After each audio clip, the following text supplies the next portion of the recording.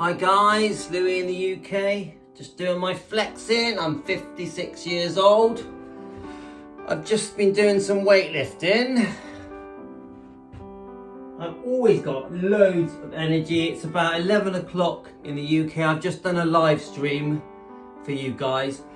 So I'm a bit out of breath because I'm weightlifting. So I'm gonna do a video now about the first 30 days of this diet.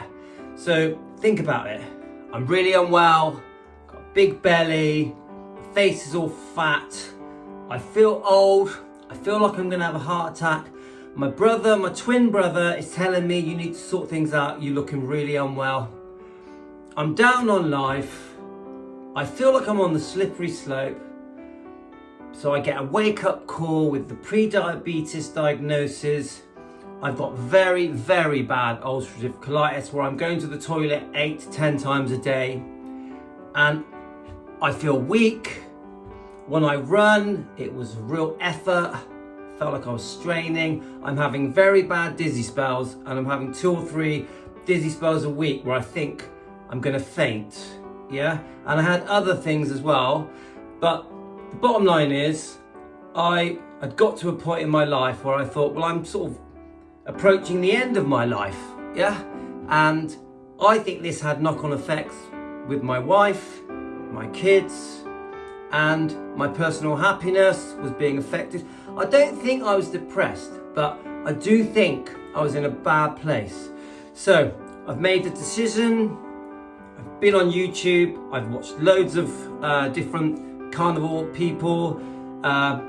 I've made it clear that Dr. Ken Berry was the one I understood the most, but I like many, many other diet people, doctors and people that are promoting the carnivore diet or the keto diet. So I've made the decision, right, very first thing, what am I gonna do? It's the first 30 days, yeah? Now, I'm sort of gonna try and do things from willpower. So I stopped the sugar in the tea and the coffee. And I tell you what, I found that so difficult because I really wanted that sweetness, that sweet taste coming from my hot drink. But I was determined to stop the sugar going into the tea and coffee. And I was having about 3 or 4 teas a day and 2 coffees a day. And I would say it was one of the hardest things for me. And I really struggled. So for a few days, I did manage to stop the sugar going in the tea and the coffee, all on willpower, because I really was trying, but it didn't work. So eventually I did give in, but I didn't use sugar. I started using stevia. And I don't recommend stevia because it's still bad for you, and it still tricks your brain into thinking that you've got sugar in you, and it might even trigger an insulin spike, and the less insulin spikes you get, the better. So what I did do, just talking about hot drinks now, is I used the stevia, then I started using less and less stevia, and eventually my palate did change where I started being able to drink a tea and a coffee without any sweeteners. So I don't recommend sweeteners, but it is a stopgap. I straight away stopped any cereals, doesn't matter what they were, all cereals stopped, so I wasn't eating at all.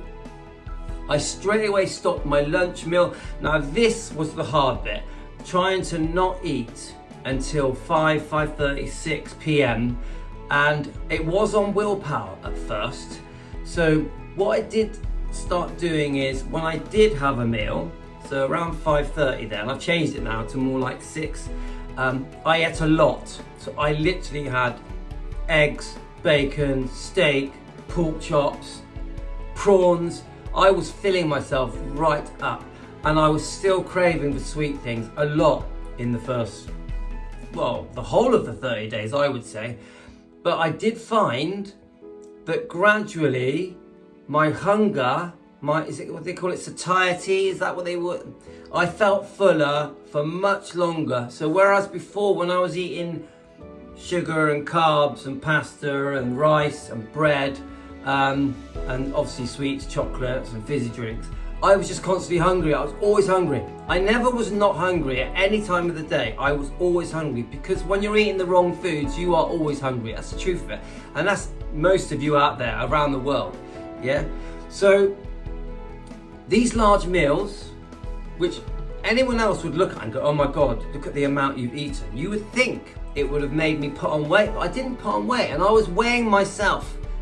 Even my wife was saying to me, you're eating too much, but I was weighing myself after every few days, and I was losing, I think, a pound every 2 to 3 days.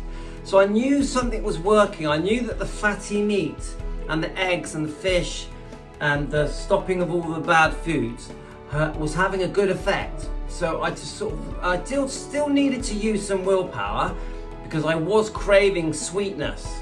And I was craving chips and potatoes. So my wife would cook a roast dinner and I would really want those roast potatoes. And I would force myself to not touch those roast potatoes, and it was tough.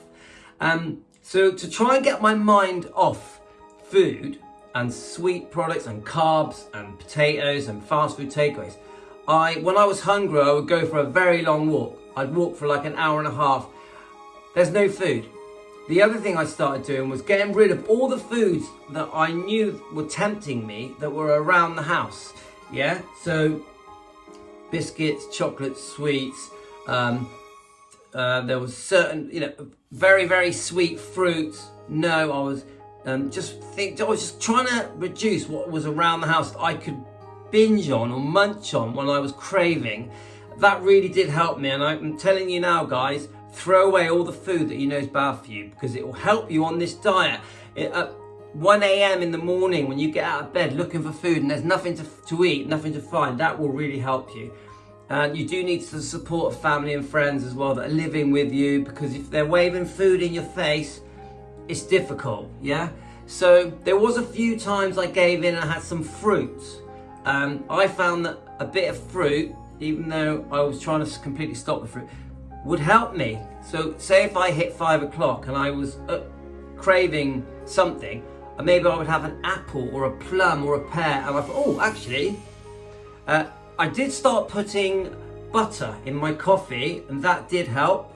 I also was drinking like pints of water. That helped reduce my hunger. Now remember, this hunger problem is in the beginning.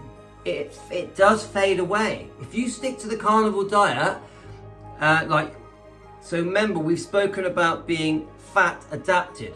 Once your body learns to not just rely on getting its energy from sugar-based, carb-based products, and it starts to use the fat in your body to get its energy, which is the way we were intended to survive anyway. We were always intended to be living off fatty meat and eggs. But the modern world we live in, and for the last 200,000, I don't know how many, there's many years where we've been living off sugar and carbs where we shouldn't have been, yeah?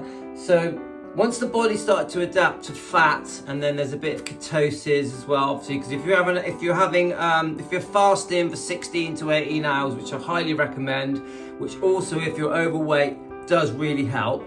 Don't forget, this meat and eggs has got every single thing in it that you could ever want to survive. You don't need anything else. Fatty meat and eggs, water, salt. You will live better than if you were living on fruits and veg and any rubbish food that people are recommending to you that is supposedly good for you, like high fiber foods, low calorie foods, low fat foods, grains or brown breads or rice. None of it's good for you. It's all rubbish. Don't be fooled. Cholesterol's really good for you. Ignore what everyone is saying. Anyway, carrying on about how I got through the first 30 days. So then I did get into a routine where I was looking forward to my 6 o'clock meal.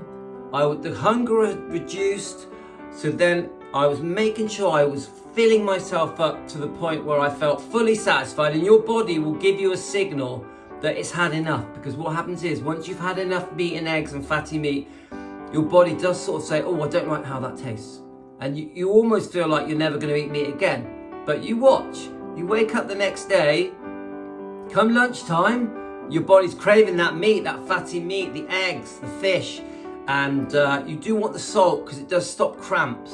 I've never used electrolytes, I've never needed them, but every now and then you'll get a cramp. And what I found was just put a lot of salt on your dinner. Salt isn't bad for you, and that got me through then. And then you get into a routine where you're basically doing the same thing every day. And again, I repeat myself, keep all those bad foods away from the house. And then eventually I started to get this sort of inner strength where I started to look at sugars and carby foods and all the bad foods. You know, obviously you must stop vegetable oils, you must stop margarine's really bad for you, butter's really good for you. And eventually I just got into a routine, and I would say my cheat day was some nuts and a piece of fruit, maybe 2 pieces of fruit. That was my cheat day. But where I am now, I literally almost never have anything other than fatty meat and eggs. And I may have an apple, but very rarely. And I've completely stopped the nuts because I just think nuts are too fattening. And remember, within those 30 days, I found after 3 or 4 days, I was waking up with this energy spurt and this fresh feeling that I used to get when I was a teenager or when I was in my 20s sort of came back to me. I felt invigorated, I felt full of life, and I was waking up excited for the day ahead. That was a shock to me. Obviously, I've told you all guys, the ulcerative colitis had gone. That was like, whoa, what is happening? And the excited feeling where I felt clear-headed, because it also clears your head. It reduces your anxiety. If you've got any depression, it throws your depression out the window, yeah? And I just started loving life more and loving myself more. And then I wanted to exercise more. I wanted to do my runs and go on long walks. And I suddenly had this energy where I could do things around the house. So that all came back as well. I was like fixing loads of things that I've been putting off for years. And I just couldn't have, this energy was bursting out of me. And do you know what? Once I became fat adapted, I just was born again. And getting through the 30 days is the tough bit. Once you're on a roll and your body has adjusted and your mind has changed and you can see your weight falling off and you're regaining your health, because I lost my belly, and I'm telling you now, it can reverse pre-diabetes, it can reverse type 2 diabetes, it can get rid of any stomach issues, any autoimmune problems with aches and pains and arthritis. It can just get it all gone. But be patient, because if you've been eating badly for 20, 30 years, the carnivore diet does work, but it doesn't work in a month or 2 months. It's a gradual thing, and your immune system and your body will heal itself, but it will take as long as it takes. So you have to stick with it. And I guarantee you it will work if you stick with it. And yes, some people have problems in the first days with diarrhea, or I think they call it carnivore flu or keto flu. I never had any of those problems. I just felt great almost straight away. And you'll get through it.